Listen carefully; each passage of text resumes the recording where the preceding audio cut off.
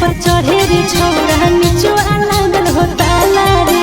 सुतग लगावा वाला गे हो तो नया बहाना गे जल्दी से घर ले चले गे छौड़ी कर बउआ के घोटाला गे। अरे सीढ़ी से कोठा पर चढ़े रे छौड़ा गेटवा में लागल हो ताला रे।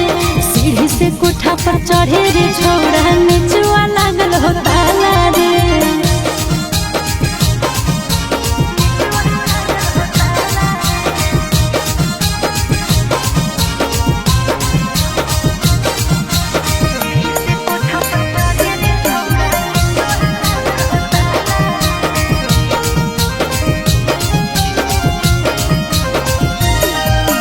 सुतल हो मैया के जागल हो छौड़ी चुमा लियल मन पागल हो छौड़ी।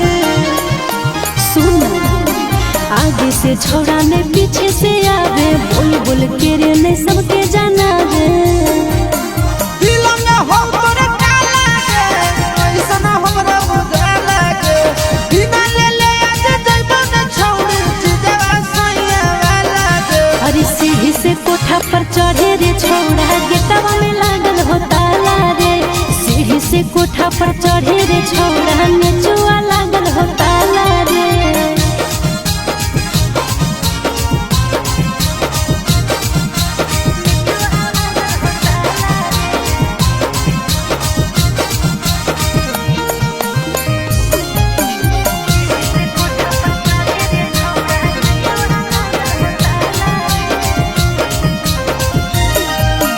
कैसे के ऊपर आयो दू ताला पर देख ले तो कोई कह दे तो हल्ला कर।